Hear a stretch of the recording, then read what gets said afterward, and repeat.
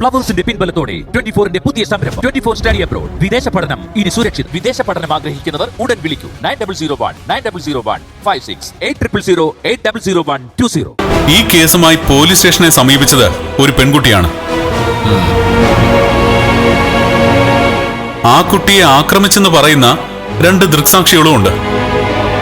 അവരെ ഒരുമിച്ച് വിസ്തരിച്ചാൽ കൊള്ളാമെന്നുണ്ട്. Yes, proceed.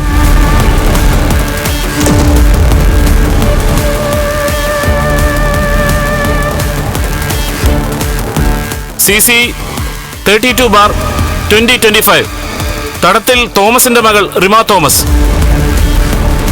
പുന്നയ്ക്കാമുകളിൽ സഹദേവൻ മകൻ സതീഷ് സഹദേവൻ. വേലിക്കകത്ത് അംബുജാക്ഷൻ മകൻ ദേവരാജൻ അംബുജാക്ഷൻ.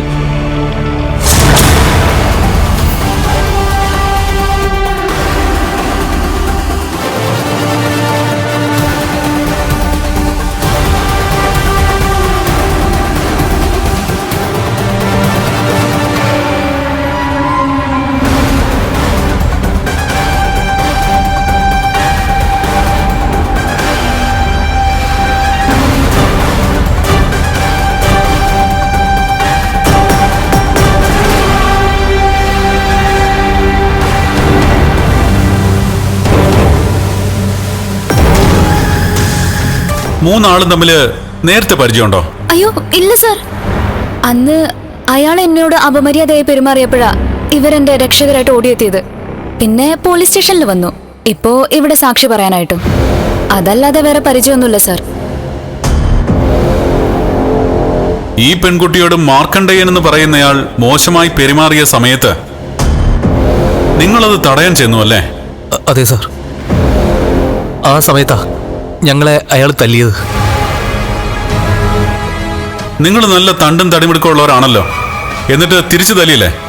തല്ലി നിൽക്കാൻ ശ്രമിച്ചു സാറേ. പക്ഷേ ഇയാളൊരു സാമൂഹ്യ വിരുദ്ധനും ഗുണ്ടയൊക്കെ ആയതുകൊണ്ട് പിടിച്ചു നിൽക്കാൻ കഴിഞ്ഞില്ല സാറേ. അപ്പോ നിങ്ങളെല്ലാം പെർഫെക്റ്റ് ആണ്. സാമൂഹ്യ വിരുദ്ധരല്ല, ഗുണ്ടകളുമല്ല. നിങ്ങൾ മൂന്നാളും തമ്മിൽ ഒരു പരിചയവും ഇല്ല അല്ലേ? ഇല്ല സർ. കുട്ടിയുടെ വീട്ടുപേരെന്തായിരുന്നു? തടത്തിൽ.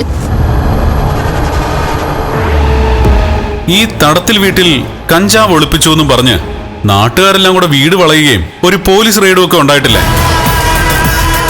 ആ ഉണ്ടായിട്ടുണ്ട്.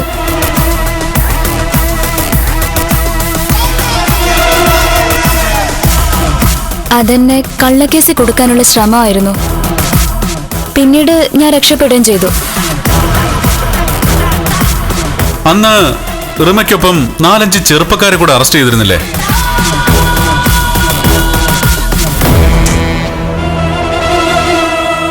ആ ചെയ്തിരുന്നു.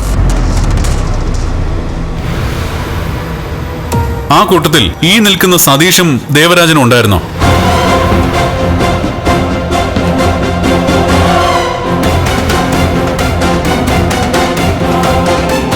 എന്താന്നും പറയാത്തത്?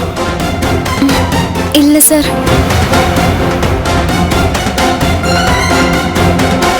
യുവർ ഓണർ, റിമ എന്ന് പറയുന്ന ഈ പെൺകുട്ടിയും ദേവരാജനും സതീഷും തമ്മിൽ ഒരു ബന്ധവും ഇല്ലെന്നാണ് പറയുന്നത്. എന്നാൽ റിമയുടെ വീടായ തടത്തിൽ വീട്ടിൽ നിന്നും മയക്കുമരുന്നുമായി റിമയെ അറസ്റ്റ് ചെയ്യുമ്പോൾ ഈ കുട്ടിക്കൊപ്പം 5 ചെറുപ്പക്കാർ കൂടി ഉണ്ടായിരുന്നു.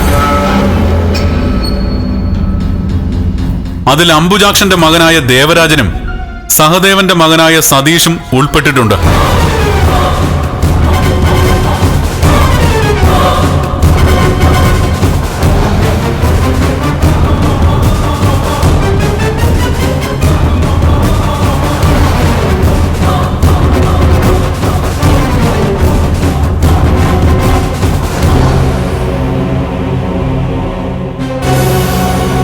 അതിന്റെ ദൃശ്യങ്ങൾ ഈ പെൻഡ്രൈവിലുണ്ട് സർ.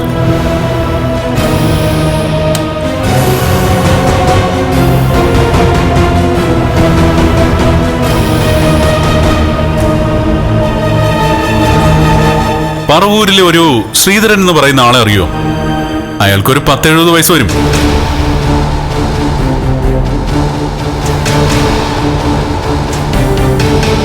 അറിയുമോ ഇല്ലയോ? ഓർക്കുന്നില്ല സർ. ഓർക്കില്ല. പക്ഷേ ആ സംഭവം ഓർമ്മയുള്ള പലരും ഈ നാട്ടിലുണ്ട്.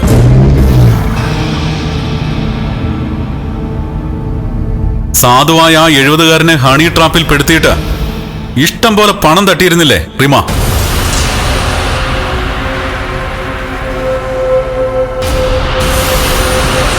അങ്ങനെ ഒരു കേസ് ഇപ്പോഴും നിങ്ങളുടെ പേരിൽ നിലനിൽക്കുന്നുണ്ട്.